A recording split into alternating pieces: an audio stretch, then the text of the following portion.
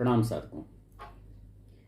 आज हम लोग गरुड़ पुराण में अपना चौथा अध्याय प्रारंभ करने चल रहे हैं और मुझे लगता है कि ये अध्याय अब तक बताए गए अध्यायों से ज़्यादा इम्पॉर्टेंट है, क्योंकि चौथे अध्याय में ये बताया गया है कि वो कौन से पाप कर्म हैं जिनकी वजह से ये नरक मिलते हैं जो पीछे बताए गए हैं।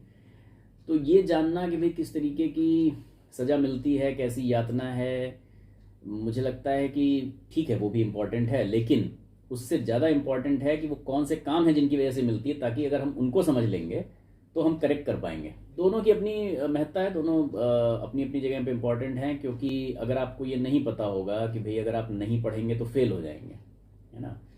तो फेल होने का क्या परिणाम होगा कि फेल होने का परिणाम होगा कि भाई अगली क्लास में नहीं जा पाएंगे, आप आगे उन्नति नहीं कर पाएंगे, so you won't be able to progress in life, you won't be get better stand, better job in life, whatsoever, right. तो जब वो पता होगा अच्छा ये कॉन्सिक्वेंसेज हैं, so you know the consequences, तो फिर ये होगा कि अच्छा किस वजह से ऐसा होता है, तो साहब आप पढ़ेंगे नहीं तब ऐसा होगा।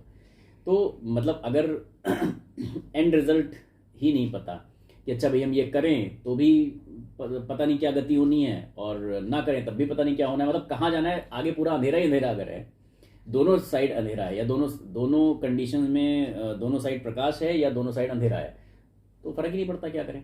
जब पता है कि अच्छा एक काम करने से आपको अमृत मिल रहा है और एक काम करने से विष पीना पड़ रहा है, तभी आपको पता चलेगा ना कि क्या दोनों का असर है।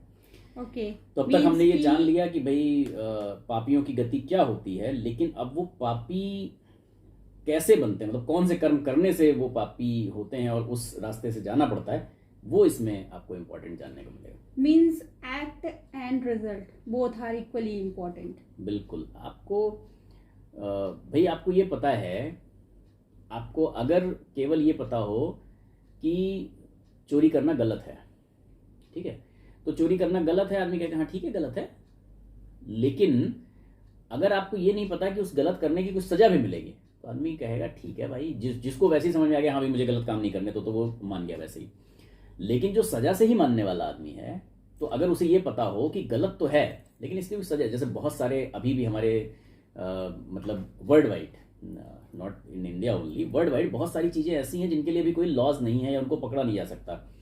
मतलब से फॉर एग्जांपल साइबर क्राइम्स की बहुत सारी ऐसी चीज़ें हैं, तो वो क्राइम है, that is defined under crime, but क्योंकि वो पकड़ा नहीं जा सकता, इवन जब नया नया ये आया पूरा नेट सिक्योरिटी इंडेक्स का वो, तो साइबर क्राइम ही डिफाइंड नहीं था, तो वो लोग पकड़ भी जाते थे लेकिन छूट जाते थे, बिकॉज एक्ट ही नहीं था, लॉ ही नहीं था।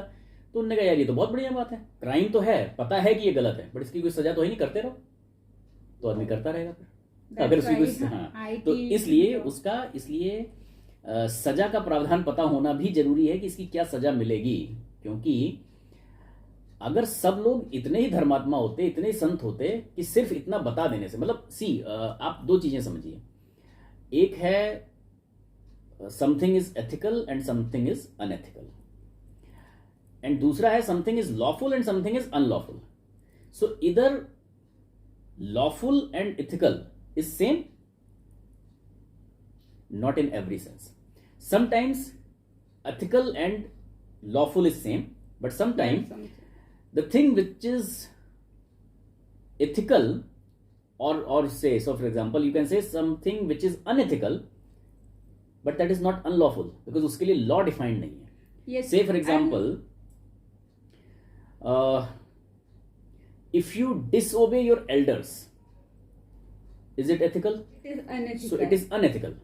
But whether it is unlawful? No, it's not unlawful. Law में इसके लिए कुछ There है not हाँ. ओबेइंग डिसोबेइंग का कोई डेफिनेशन ही नहीं है लॉ के अंदर, ना उसका कोई एक्ट है ना कोई लॉ है। So that is the difference between lawful and, तो इसलिए उसकी भी सजा नहीं है, right. So there are many things which is unethical, लेकिन वो अनलॉफुल नहीं है, उसकी वजह से उसकी सजा नहीं होती, तो आदमी करता रहता है।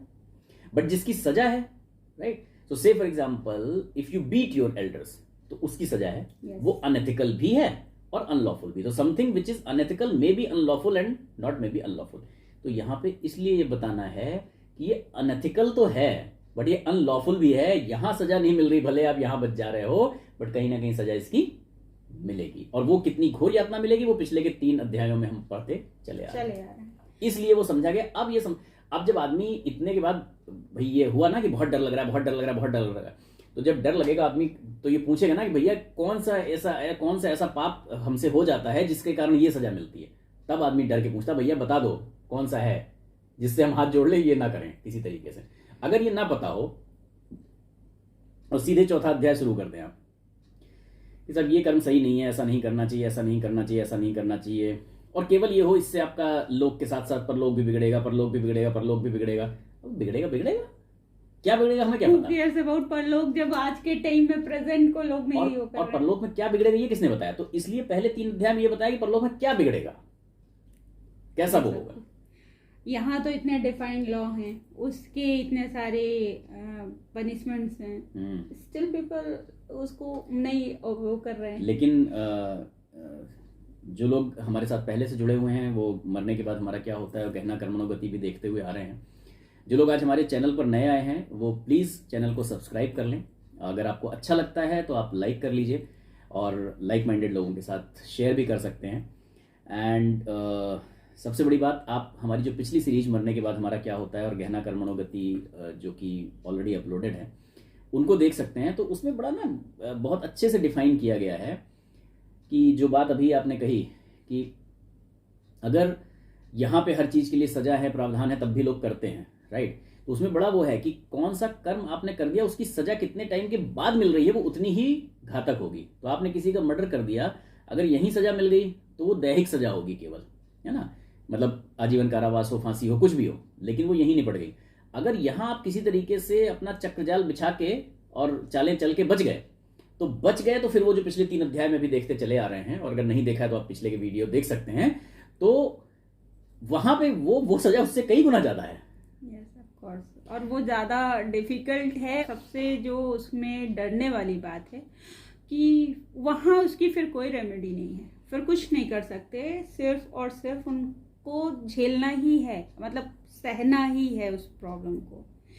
तो इसी के साथ अगर आपको हमारे वीडियोस पसंद आ रहे हैं तो आप उन्हें लाइक कर दें एंड अपने फ्रेंड्स और फैमिली के साथ शेयर कर दें। लेकिन प्लीज़ आप कमेंट ज़रूर करें, हमें बताएं कि हम और क्या अच्छा कर सकते हैं, बिकॉज़ आपके सुझाव हमारे लिए बहुत ज़्यादा इम्पॉर्टेंट है। बहुत अच्छा लगता है जब आप हमें अप्रिशिएट करते हैं किसी चीज़ को लेके, हमें बहुत खुशी होती है और हमें और ज़्यादा उत्साह बढ़ता है अच्छे वीडियोस बनाने के। बिकॉज़ क्या है, एक वीडियो बनाने में बहुत मेहनत लगती है, तो जब आप लोग अप्रिशिएट करते हैं तो ऐसा लगता है कि मेहनत सफल हो गई।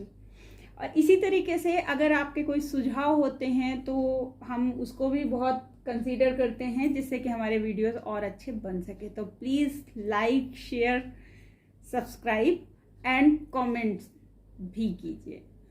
तो इसी के साथ एक बार सब लोग सस्वर पाठ करेंगे गायत्री मंत्र का और उसके बाद आज का अध्याय शुरू करेंगे। ओम भूर्भुवः स्वः तत्सवितुर्वरेण्यं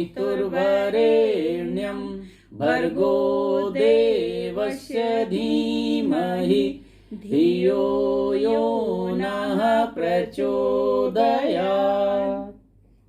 प्रणाम। गरुणवाच कैर्गच्छन्ति महामार्गे वैतर्यां पतन्ति कैः पापैर्नरके यान्ति तन्मे कथय केशवः। तो गरुड़ जी पूछ रहे हैं भगवान से कि ये तो चलिए सही हो गया कि भाई ये सजा मिलती है, ये यातनाएं मिलती हैं, सब बहुत बढ़िया बताया आपने, लेकिन वो कौन से पाप हैं जिनके कारण पापी मनुष्य इस वाले मार्ग से जाते हैं, जो बहुत तगड़ा वाला बहुत एक्सप्लेन किया आपने, इस वाले मार्ग से जाते हैं और वैतरणी नदी में गिर के दुख पाते हैं, वो कौन से पाप हैं जिनकी वजह से नरक में जाते हैं, वो बताइए। भगवान कहते हैं हाँ ये बढ़िया बात पूछी तुमने, अब ये बताते हैं। ने कहा श्री भगवान उवाच सदैवा कर्म निरताः शुभ कर्म परांग मुखा नरकान्नरकं यान्ति दुःखा दुःखं भयात् भयम् धर्मराजपुरे यान्ति त्रिभिर्द्वैरस्तु धार्मिकाः पापस्तु दक्षिण द्वार मार्गैर्नैव व्रजन्ति तत्। भगवान कह रहे हैं वो लोग जो सदा पाप कर्मों में ही लगे रहते हैं, शुभ कर्मों से उनका कोई लेना देना होता नहीं, दूर से दूर तक। अगर कोई उनसे मान लीजिए कहे भी कि शुभ कर्म कर लो तो वो कहते हैं भैया तुम ही कर लो, तुम ज़्यादा सुधार रहे हो अपना, तुम ही सुधार लो, है ना, तो वो ज़्यादा बढ़िया है। तो आदमी 1-2 बार कहता है, उसके बाद कहता है भैया रहने तो हम ही कर लेते हैं अपना, तुम अपना अपने हिसाब से देख लेना। तो वो एक नरक से दूसरे नरक को, एक दुख के बाद दूसरा दुख, इसी तरह से अपना घूमते रहते हैं। एक भय के बाद दूसरा भय को प्राप्त होते हैं। जो धर्म पे चलने वाले लोग हैं, धर्मपरायण लोग हैं, वो ये जो धर्मराजपुर है इसकी 3 दिशाएं, पूर्व, पश्चिम और उत्तर, वो इन मार्गों से आते हैं, अलग अलग कैटेगरी के, जैसा जैसा वो है। पापी पुरुष जो है वो दक्षिण द्वार से जाते हैं, जिसका वर्णन पिछले 3 अध्यायों में किया गया है कि उसका रास्ता ऐसा है, वैतरणी नदी है और ये है वो है, सारा उसमें चलता है। अब आगे भगवान बता रहे हैं कि भैया वो कौन से पाप हैं, तो बहुत ध्यान से इनको सुनना है और नोट कर लेना है कि ये तो नहीं करना है। हालांकि इसमें बहुत घातक घातक वाले हैं, तो वो ऑफ कोर्स हमारे साधकों में से कोई उस लेवल का नहीं करता होगा, और मतलब ऑफ कोर्स मतलब नहीं करते हैं, मैं ये मानता हूँ, लेकिन फिर भी मतलब इनको नोट कर लेना आवश्यक है, सुन लेना, समझ लेना आवश्यक है। एटलीस्ट एक बार सुन लेना चाहिए। अस्मिन्नेव महादुःखे मार्गे वैतरणी नदी तत्र ये पापिनो यान्ति तानहं कथयामि ते ब्रह्मघानश्च सुरापाश्च गोघ्ना वा बालघातकाः स्त्रीघाती गर्भपाती च ये च प्रपच्छन् पापिनः ये हरन्ति गुरोर्द्रव्यं देवद्रव्यं दुजस्य वा स्त्रीद्रव्यहारिणो ये च बालद्रव्यहराश्च ये ऋणं न प्रयच्छन्ति ये वै न्यासापहारकाः विश्वासघातका ये च सविश्वान्नेन मारकाः दोषग्राही गुणाश्लाघी गुणवस्तु संवत्सराः नीचानुरागिणो मूढ़ा सत्संगति पराङ्मुखा तीर्थ सज्जन सत्कर्म गुरुदेव विन्दिकाः पुराण वेद मीमांसा ज्ञान वेदांत दूषकाः हर्षिता दुःखितं दृष्ट्वा हर्षिते दुःखदायकाः दुष्टवाक्यस्य वक्तारो दुष्टचित्ताश्च ये सदा। भगवान कह रहे हैं इसी महा दुखदायक दक्षिण मार्ग में वैतरणी नदी है, जो दक्षिण मार्ग का हम लोगों ने वर्णन सुना है काफी, उसमें जो पापात्मा जाते हैं वो मैं तुम्हें बताता हूँ। अब ये है इंपॉर्टेंट चीज, ब्राह्मणों की हत्या करने वाले। तो ब्राह्मण हम लोग कई बार अपने उसमें एक्सप्लेन कर चुके हैं कि ब्राह्मण किनको माना जाता है, जो संसार के लिए जीवन अपना यापन करते हैं, संसार के लिए सर्वस्व निछावर कर देते हैं और उसी के लिए लगे रहते हैं, वे सभी लोग ब्राह्मण हैं। शराब आदि नशा करने वाले, गोघाती यानी कि गाय की हत्या करने वाले, बाल हत्यारे यानी कि बच्चों को मार देने वाले, स्त्री की हत्या करने वाले और गर्भपात करने वाले। तो ये एक हो सकता है कि जिसको हम ना समझते हो इस कैटेगरी में।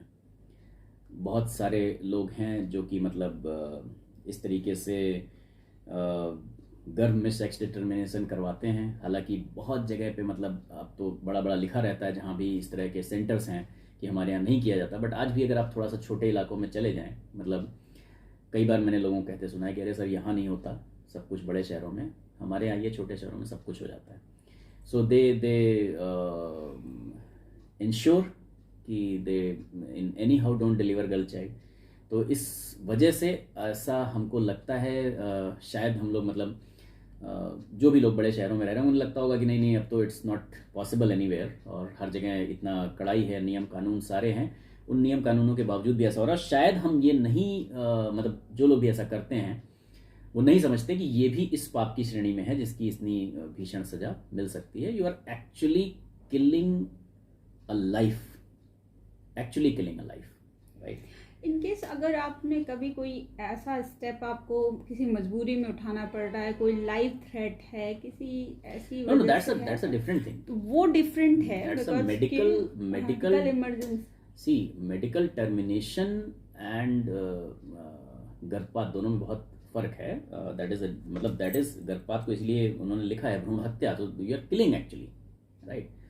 सो if there is any medical condition जिसकी वजह से करना पड़ रहा है तो वो ऑफ कोर्स जरूरी होगा, right. So that's a different thing. और छुप छुप कर पाप करने वाले, तो उन्होंने बहुत सारे पापों को डिस्क्राइब नहीं किया है जो कि आप छुप के करते हैं। तो पाप और कई बार मतलब इसकी वो चलती है कि पाप क्या है पुण्य क्या है। सो व्हाटएवर जो आपको लगता है कि आप छुप के कर रहे हैं, और उसके ऑफ कोर्स आप अगर छुप के कर रहे हैं तो उसके लिए आपके मन में गिल्ट होगा, दैट इज अ पाप। और वो क्योंकि मन में गिल्ट आया तो वो चित्रगुप्त पे छप गया और वही सजा दिलवाएगा। हाँ, अगर आप मरने के बाद हमारा क्या होता है, और सबसे ज्यादा आपने अगर गहना कर्मणों गति देखा है तो उसमें जहाँ पे चित्रगुप्त का वर्णन है ना, तो वहां पे ये चीज बताया गया है एक्चुअली कि जो चीजें हमने ऐसी की जिनका हमारे मन पे गिल्ट रह गया वही एक्चुअली पाप है। मतलब पाप का मतलब ऐसे नहीं कि डेफिनेशन लिखा हुआ है कि कहाँ क्या एग्जैक्टली क्या डेफिनेट ये चीज़ें हैं, बट जो चीज़ें हमें ऐसी जो कि हमें किसी अपने बड़े बूढ़े से अपने समाज से छुपा के करना पड़ रहा है, वो हमारे दिमाग में एक गिल्ट क्रिएट करता है, और वो गिल्ट ही पाप है एक्चुअली। सुदामा जी का प्रकरण जो कृष्ण और सुदामा जी का आता है, जिसमें उन्होंने उनके हिस्से के चावल खा लिए थे, चने खा लिए थे, तो उसमें सबसे बड़ा फैक्टर यही था कि जो उन्हें गरीबी उतनी झेलनी पड़ी और वो सारी चीज़ें, क्योंकि उनके मन में बहुत तगड़ा गिल्ट था कि ये मैंने कृष्ण के हिस्से के चने खा लिए हैं। और एट लास्ट जब तक वो लेके नहीं गए 3 मुट्ठी चावल और उसमें से 2 मुट्ठी उन्होंने खा नहीं लिए, तब तक वो उनका कटा नहीं हिसाब किताब, वो कर्म कटा, तब कहीं जाके वो दरिद्रता उनकी दूर हुई। उनके गुरु ने कहा था कि तुमने तो अपने भाग्य में उम्र भर की दरिद्रता लिखा ली है ये करके। तो और वो सिर्फ इसलिए थी क्योंकि वो गिल्ट था। अगर वो गिल्ट ना रहा होता, उन्हें लगता है कि नहीं यार कृष्ण को भूख लगी नहीं रही है, मुझे लग रही है, मैं खा लेता हूँ, कोई दिक्कत नहीं, वो सारी चीज़ें, that's everything depends on your guilt. तो आप जो छुप के करते हैं उसके लिए आपके मन में गिल्ट होता है और उसी की सजा मिलती है। तो अगर आप एक डेफिनेशन ही चाहते हैं और आप एकदम मतलब हम सभी अगर हम एक डेफिनेशन चाहते हैं कि क्या पाप है और क्या नहीं, तो जो चीज़ हमारे खुद के मन में गिल्ट क्रिएट कर रही है वो चीज़ पाप है। और अगर हमें कोई गिल्ट नहीं है तो मीन्स हम कोई पाप नहीं कर रहे हैं। लेकिन कई बार हम क्या करते हैं ना, हम समझते हैं कि हमें गिल्ट नहीं है, हम कोई काम ऐसा करते हैं जो हमारी जो नॉर्मल बुद्धि है वो हमें जस्टिफाई कर देती है कि नहीं नहीं जी ऐसा नहीं है, इस वजह से किया तो इसका कोई गिल्ट नहीं है हमें। बट वो हमारे इनर सोल जो है ना, वो subconscious mind is actually hitting. Yes, वो अंदर, वो यही है कि जो चित्रगुप्त है वो अंदर वाला है, वो उसके सामने जस्टिफिकेशन, वो जस्टिफिकेशन नहीं लेता। आप एक्चुअली क्या होता है, कई बार आपको कोई चीज़ लग रही होती है कि यार ये मैंने ऐसा किया नहीं, बट मैंने ऐसा तो इसलिए किया, है ना। मतलब से फॉर एग्जाम्पल कि आपके मन में गिल्ट है कि मैंने झूठ बोला, बट हाँ मैंने तो झूठ बोला इस वजह से। अगर आपके अंदर वो पहला वाला ही नहीं होता कि मैंने झूठ बोला, आपको लगता नहीं दैट्स फाइन, ओके आपने कुछ अच्छा करने के लिए किया ना, बट आपको अगर उतना सा भी गिल्ट आया है तो वो सबकॉन्शियस माइंड में रजिस्टर हो गया। फिर तो आगे भगवान बता रहे हैं कि गुरु के, देवता के, ब्राह्मण के, स्त्री के, बालकों के, धन को चुराने वाले या धन का हरण करने वाले, ये सारे वो पापी हैं जो इस मार्ग से जाते हैं। दूसरा, ऋण लेकर ना लौटाने वाले। बहुत सारे लोग हैं आज कहते हैं कि यार हम लोग बताइए बैंकों से लोन ले लेते हैं, एक एक EMI देने के लिए परेशान रहते हैं। बड़े बड़े ऐसे इंडस्ट्रियलिस्ट हैं, बिजनेसमैन हैं जो बड़ा बड़ा लोन ले लेते हैं, नहीं कुछ करते, नहीं चुकाते। तो भैया देखो सीधी बात यह है कि या तो यहाँ चुकाओगे, नहीं तो वहाँ चुकाओगे। तो अगर समझ में आ गया है तो यहीं चुकाना ज़्यादा बेहतर है ना। और नहीं समझ में आया तो फिर वहाँ अच्छे से चुकेगा। वो कैसे चुकेगा वो हम लोग वर्णन देख चुके हैं ऑलरेडी। तो बेटर यही है कि हम यहीं चुका लें, जो भी लें उतना ही ऋण लें जितना हम चुका पाएं। धरोहर गबन करने वाले, किसी ने कोई चीज़ आपके पास विरासत के रूप में रखवाई और वो गबन कर दिया, साहब वो तो चोरी हो गया, ये हो जाता ना, गबन कर दिया उठा के। विश्वासघाती, कोई आदमी आप पे विश्वास करता था, आपने उसे धोखा देके पकड़वा दिया, कुछ भी कर दिया, व्हाट्सएवर, बहुत सारे के धोखे हो सकते हैं। विष देकर मार डालने वाले, जहर देके मार डालना। ऑफकोर्स जहर देके मारा होगा तो वो 2 पाप लग गए, एक तो जहर देके मारा, दूसरा विश्वासघात किया, क्योंकि जहर आप उसी को दे पाएंगे जो आप पे विश्वास करता होगा, तभी तो आपका दिया उसने कुछ खा पी लिया होगा, उसी में मिला के तो दिया होगा, सीधे तो डाल नहीं दिया होगा। दूसरे के दोष का अनुकरण करने वाले, अरे वो भी तो ऐसा कर रहा है, जो अभी जैसे मैंने एग्जांपल दिया, अभी हम लोग तो EMI चुकाते रहते हैं, वो नहीं चुका रहे, उनका क्या बिगाड़ लिया गवर्नमेंट ने, हम भी नहीं करते हैं, है ना। तो दूसरे के दोष का अनुकरण, तो उसको जो मिलेगा वही आपको भी मिलेगा। और इसके तो 2 परिणाम भी हैं, क्योंकि हो सकता है कि वो आदमी यहाँ भी इतना सामर्थ्यवान है कि उसके ऊपर कोई कार्रवाई नहीं हुई, बट जरूरी तो नहीं कि हर कोई उतना सामर्थ्यवान हो, तो यहाँ भी हो जाएगी, वहां भी यहाँ पे भी हो जाएगी, यहाँ भी हो जाएगी, वहां भी हो जाएगी, क्योंकि मन में भी दोष था, अनुकरण किया, और वो जो किया उससे बच भी नहीं पाए, यहाँ तो यहाँ भी हो गई, वहां भी हो गई, दोनों तरफ से हो गई। गुणों की प्रशंसा न करने वाले, अगर किसी के अंदर गुण है तो उसकी प्रशंसा नहीं कर रहे हैं, उल्टा प्रशंसा तो ना कर रहे हैं उल्टा उनसे डाह रख रहे हैं। डाह मींस ईर्ष्या। मतलब अगर किसी के अंदर कोई गुण है, somebody says कि यार वो आदमी बड़ा सुंदर है, हाँ ये सुंदर है, ऐसे जाने कितने हमने देख डाले सुंदर, ये कौन सा सुंदर, राइट। तो मतलब that may be any of the things. किसी का बच्चा देखा, अरे वो बड़ा बढ़िया बोलता, अरे हमारा बच्चा बोलता है, ये क्या बोलता है इतना, तो भाई ठीक है आपका भी बच्चा बोलता होगा, उससे किसी को इनकार नहीं है, लेकिन जो अच्छा है उसको अच्छा कहिए ना, क्या परेशानी है, क्या दिक्कत है? somebody से यार वो बड़ा इंटेलिजेंट, ये क्या इंटेलिजेंट है, वो है हमारा नाती इंटेलिजेंट। अरे भाई आपका नाती इंटेलिजेंट होगा, उससे किसको इनकार है, लेकिन वो भी इंटेलिजेंट है, उसकी प्रशंसा करिए। तो हमेशा विद्वानों ने, महापुरुषों ने यही कहा है कि जो कुछ अच्छा करता है इतना सा भी उसका क्रेडिट उसको दीजिए, भले वो आपके शत्रु ने ही क्यों ना किया हो, उसका भी क्रेडिट दीजिए हमेशा। नीचों के साथ प्रेम रखने वाले, मतलब अब गुणवानों से तो कर नहीं रहा, तो जो गुणवानों से नहीं करेगा वो किसके साथ करेगा? जिसके साथ अवगुण है। डकैत बड़ा अच्छा लग रहा है, चोर बड़ा अच्छा लग रहा है। यहाँ नीचों का मतलब, और हर जगह ही नीचों का मतलब होता है ऐसा व्यक्ति जिसके कृत्य अच्छे ना। नीचता कर रहा है, मैंने कहा ना, डकैतों से बड़ा लगाव है, चोरों से बड़ा लगाव है ना, जो दूसरों को नुकसान पहुंचा रहे हैं उनसे बड़ा लगाव है, जो दूसरों को दबा के रखे हैं उनसे बड़ा। ये देखो भाई बड़ा दबंग आदमी, बड़ा दबंग, मतलब वो अलग ही कैटेगरी में आ गए। उल्टे अगर आपके उसके साथ व्यवहार नहीं है तो उससे जानबूझ के व्यवहार बना लिया कुछ करके, कि हम भी दबंग रहेंगे। सत्संगति ना करने वाले, जो तीर्थों, सज्जनों, सत्कर्मों, गुरुजनों और देवताओं की निंदा करने वाले हैं।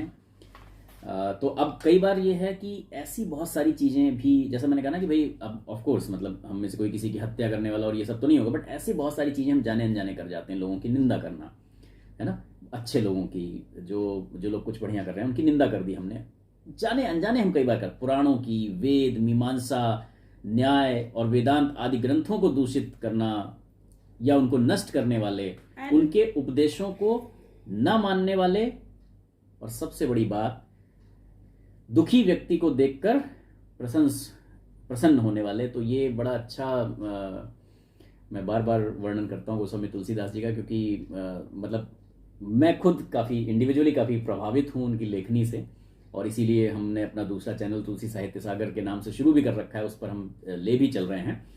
तो वो बड़ा अच्छा जब संत और असंतों का वर्णन देते हैं तो वो यही कहते हैं कि मतलब जो व्यक्ति ऐसे होते हैं कि अगर किसी की कुछ अच्छाई हो गई तो ऐसा लगेगा उनको बुखार आ गया, मतलब उसका वर्णन करते हैं, बड़ा बढ़िया वर्णन है, उत्तरकांड में आता है। तो वो कहते हैं कि अगर किसी का जो है वो मतलब कुछ बुरा हो गया तो समझ लीजिए, कुछ अच्छा हो गया तो समझ लीजिए कि उनको श्वास परे जन जूड़ी आई। तो जूड़ी आई का मतलब होता है बुखार आ गया, वहां पर अवधि में कहते हैं। और जो काहू के देखें विपत्ति, मानो सकल जगत के नृपति। तो अगर किसी की विपत्ति देख लें, कुछ भाई साहब वो हो गया, तो समझ लो कि भैया ये पूरे जग के राजा हो गए, उनको कुछ नहीं मिला है। उसको विपत्ति में देखकर, तो यही वह दुखी व्यक्ति को देखकर प्रसन्न होने वाले, प्रसन्न को दुख देने वाले। प्रसन्न है तो कि प्रसन्न है कैसे, कुछ करो इसको, हाँ इसको मानसिक दंश दो, कुछ भी दो, कुछ करो। दुर्वचन यानी कि बुरे वचन बोलने वाले, तथा सदा दूषित चित्त वृत्ति वाले।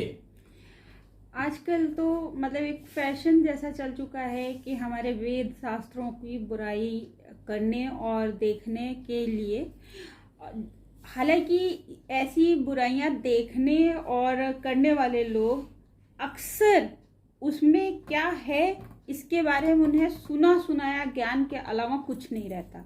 उन्हें खुद उसका जीरो भी नहीं पता है कि एक्चुअली उनमें कहा क्या गया है और उसका तात्पर्य क्या है। रियल में उसका मीनिंग उन्हें समझ में नहीं आता। उन्होंने 1-2 लाइन पढ़ ली और पंडित बन जाते हैं। जरा बहुत समझ गए, और सबसे ज्यादा तो व्हाट्सएप यूनिवर्सिटी से समझ गए और बस उसी पे ज्ञान देना शुरू हो गए। उसके बाद तो उन्हें वेद पुराण से ऐसा ही बुखार आता है जैसा कि नहीं, तो उसपे ऐसे लोगों के लिए भी लिखा है उन्होंने, पंडित सोई जो गाल बजावा। जब कलयुग में उन्होंने कहा कि पंडित वही कहलाएगा जो गाल बजावा, अपनी ही टींगे हाँक रहा है खुद ही, हाँ मैं ही बहुत बड़ा, मैं ही बहुत बड़ा, तो वही उसी को पंडित मानेंगे लोग। हाँ, तो बेसिकली ऐसे लोग जो होते हैं ना, मतलब ईश्वर ही जाने कि उनके साथ क्या होगा, क्योंकि उन्हें तो नहीं समझ आता है कि हमारे साथ क्या होगा, ठीक है। बट मतलब हमेशा जो अच्छी चीजें हैं ना, जो लोग उसमें बुराई देखते हैं, तो ऑब्वियस सी बात है उनके साथ अच्छा तो नहीं हो सकता। तो मुझे लगता है इन्हीं विचारों के साथ आज का अंक यहीं समाप्त करेंगे कि हमेशा चित्त वृत्ति साफ रखें, जो कि योग का परम अनुशासन है। योगः चित्त वृत्ति निरोधा, यानी कि आप अपने चित्त की वृत्तियों को संभाल लें, उसको सबसे मतलब जो आपका चित्त है उसको सही स्थान पर लगाएं, सही जगह पर लगा लें। वही जीवन का सबसे बड़ा योग है, वही सूत्र है, वही पतंजलि जी ने दिया है, वही सबने दिया है, सारे महापुरुषों ने यही दिया है यहाँ पर भी अंत में यही कहा है भगवान ने कि सदा दूषित चित्त वृत्ति वाले, क्योंकि अगर आपके चित्त की वृत्ति यानी कि चित्त की दशा, चित्त की जो डायरेक्शन है, जो एटीट्यूड है, स्वभाव है, वो दूषित है, वो पोल्यूटेड है, तो फिर सब कुछ गलत ही होगा, गलत ही दिखेगा भी, गलत ही दिखेगा भी, राइट। तो सभी लोग कोशिश करें कि मतलब जो हमारा चित्त है ना वो निर्मल हो सके, मतलब किसी चीज़ से इस हद तक द्वेष ना पालें कि हम खुद के अंदर सच्चाई, अच्छाई और बुराइयों का बैलेंस ना कर पाएं, और बुराइयां कि कब आके हमारे अंदर बैठ जाएं किसी चीज़ से, बस क्योंकि हमें चिढ़ है तो हमने उसके गुण देखने बंद कर दिए और उसकी वजह से हमारे अंदर आके दोष बैठ गया। तो ये ना करें, हम सभी लोग को भी भगवान इन सब चीजों से संभालने का प्रयास करें। बड़ा बढ़िया, मैंने कहा रामायण चल रही है उसमें बड़ा बहुत अच्छा एक्सप्लेनेशन दे के आएगा कि किस तरह से चित्त आपकी जो है वो रैम है जो कि ट्रांसफर होती है एक दूसरे उससे, और उसमें जो अंकित हो जाता है वो वैसा वो जन्म पे जन्म लग जाते हैं उसको साफ करने में, इसलिए उसको साफ करना बहुत जरूरी है। इसी के साथ जगत के कल्याण के लिए एक बार शुभकामना प्रार्थना करेंगे और बढ़ेंगे अगले वीडियो की तरफ। ओम स्वस्ति प्रजाभ्यः परिपालयन्तां न्यायेन मार्गेण महिषः गोब्राह्मणेभ्यः शुभमस्तु नित्यं लोकाः समस्ताः सुखिनो भवन्तु सर्वे भवन्तु सुखिनः सर्वे सन्तु निरामयाः सर्वे भद्राणि पश्यन्तु मा कश्चित् दुःखमाप्नुयात् श्रद्धां मेधां यशः प्रज्ञां विद्यां पुष्टिं श्रियं बलं तेज आयुष्यमारोग्यं देहि मे हव्यवाहन।